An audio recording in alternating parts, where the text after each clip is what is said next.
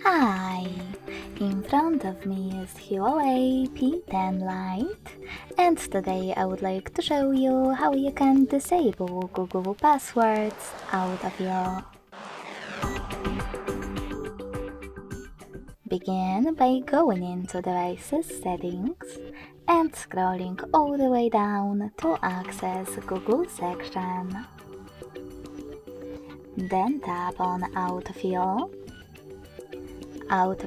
with Google, and blue sweater next to Use Autofill with Google.